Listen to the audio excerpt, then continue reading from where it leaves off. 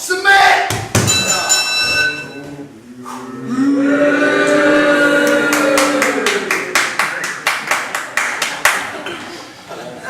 So years after Hackenschmidt had quit wrestling, he became a philosopher.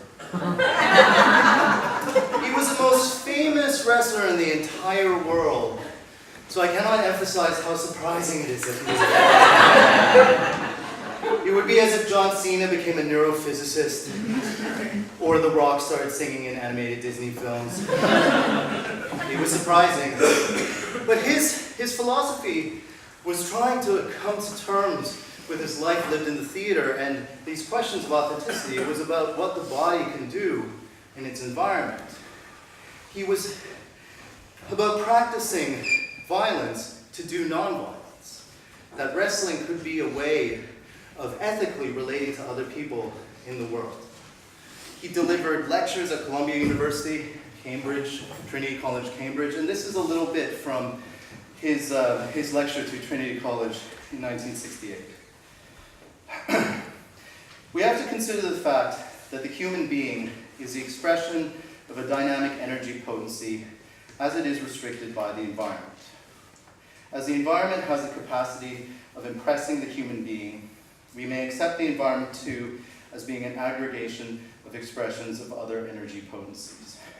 If we consider this in relation to a conception of the human being as entity, we have to think of his being.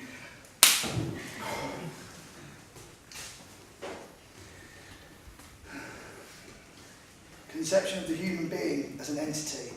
We have to think of him as being absolutely self-sufficient in his relationship to a dynamic environment.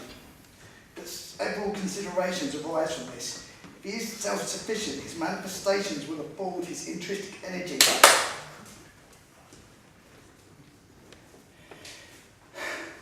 The restrictions brought upon to bear him by the environment cannot be considered as a restriction of the freedom of expression, because a dynamic energy not subject to any restriction would annihilate itself. Expression only arises out of the relationship. An entity therefore must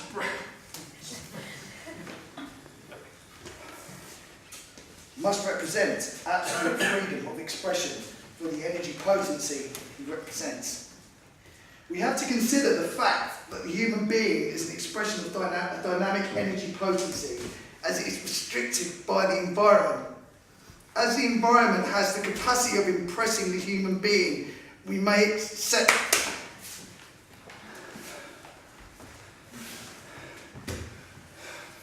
the environment too as being an aggregation of expressions of other energy potencies. If we consider this in relation to a conception of the human being as an entity, we have to think of him being as absolute self-sufficient.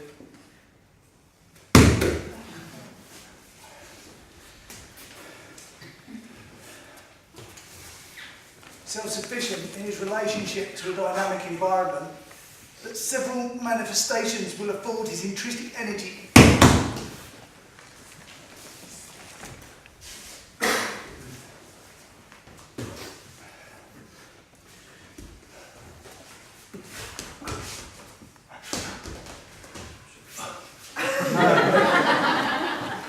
We have to consider the fact that the human being is the expression of a dynamic energy potency as it is restricted